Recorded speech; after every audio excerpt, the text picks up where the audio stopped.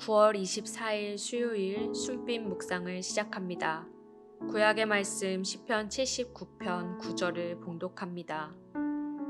우리를 구원하여 주시는 하나님, 주님의 영광스러운 이름을 생각해서라도 우리를 도와주십시오.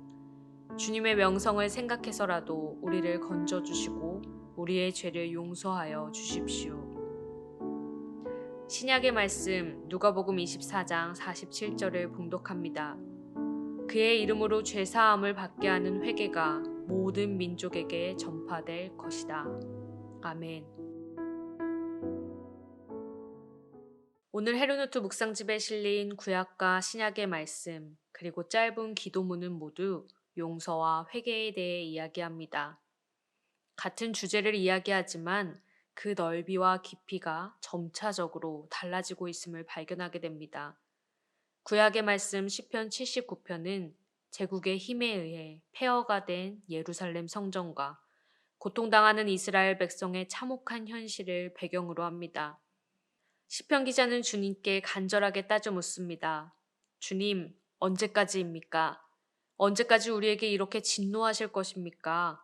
제발 우리 말고 저 극악무도한 이방인에게 진노를 쏟아 부어 주십시오.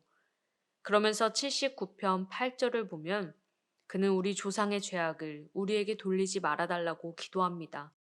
왜 우리가 조상의 죄 때문에 고통을 받아야 하냐고 하나님께 항변하는 것이지요. 8절과 9절 사이에 얼마만큼의 시간이 흘렀는지 알 수 없습니다. 그러나 8절에서 따져 묻던 시편 기자는 9절에서 담담히 조상의 죄를 우리의 죄, 자신의 죄로 끌어안습니다. 남의 죄가 아니라 나의 죄임을 깨닫고 하나님께 기도합니다.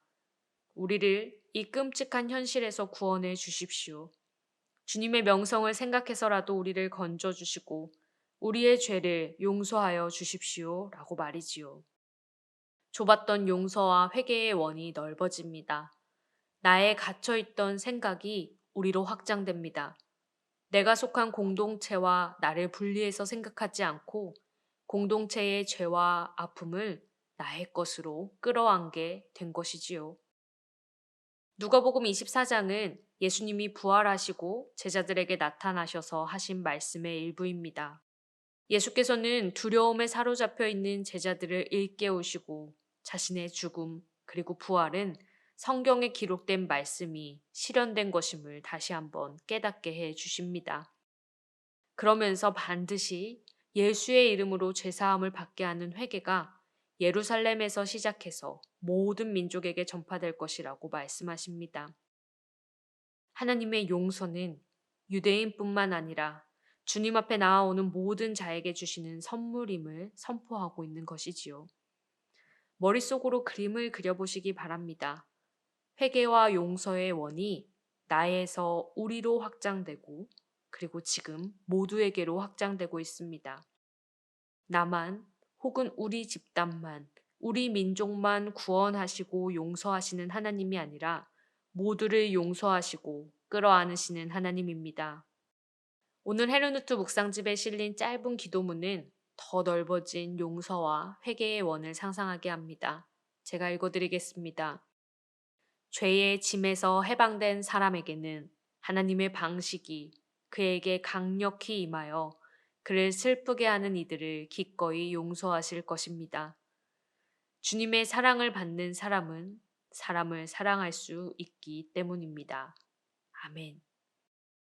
주님의 용서를 받은 사람은 주님의 사랑을 받은 사람입니다. 그 사람은 주님께 받은 사랑으로 기꺼이 자신을 슬프게 하고 괴롭게 하고 고통스럽게 하는 누군가를 사랑할 수 있게 됩니다.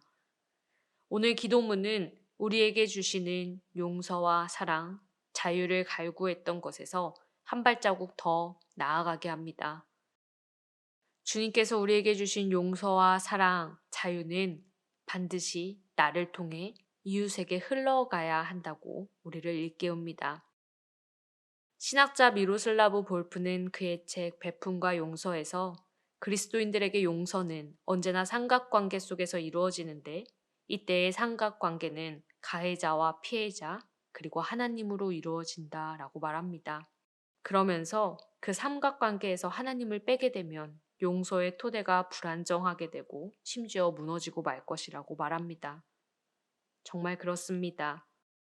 내가 타자를 용서하고 받아들일 수 있는 토대는 바로 우리를 받아들여 주시고 용서해 주신 하나님입니다. 우리는 그 사랑의 토대 위에서 나와 다른 이를 용서하고 받아들일 수 있어야 합니다. 계속해서 용서와 회개의 원을 넓혀가야 하는 것이지요. 라이너 마리아 릴케의 넓어지는 원이라는 시를 들려드립니다. 넓은 원을 그리며 나는 살아가네. 그 원은 세상 속으로 점점 넓어져 가네. 나는 아마도 마지막 원을 완성하지 못할 것이지만 그 일에 내 온 존재를 바친다네. 그리스도인의 삶은 비난과 고난에도 불구하고 매일매일 더 큰 원을 그려나가는 삶이 아닐까 생각해 봅니다. 오늘 우리에게 주어진 말씀 앞에 우리의 삶을 돌아봅니다. 어린아이처럼 말하고 깨닫는 신앙에 멈춰져 있지 말고 주님께서 가르쳐 주신 것처럼 오래 참고 온유하고 내 유익을 구하지 않고 교만하지 않고 무례하지 않은 용서와 사랑의 큰 원을 그려가는 성숙한 성도의 삶이 되기를 소망합니다. 함께 기도하겠습니다. 사랑해 주님 감사합니다. 너무 좁고 꽉 막힌 시야에 갇혀서 살아가는 우리의 삶입니다. 내가 가장 중요해서 나를 둘러싼 공동체도 돌보지 못하고 더 나아가 내 주변 이웃들의 삶에도 무관심한 우리입니다. 나의 상처와 아픔이 중요하다고 생각하는 우리의 좁은 마음과 시야를 조금씩 넓어지게 하여 주십시오. 주님께서 나를 용서하신 것처럼 나도 누군가를 기꺼이 용서하고 사랑하는 사람이 되게 해 주십시오. 조금씩 더 넓은 원을 그려나가는 사람이 되게 해 주십시오. 예수 그리스도의 이름으로 기도드립니다. 아멘.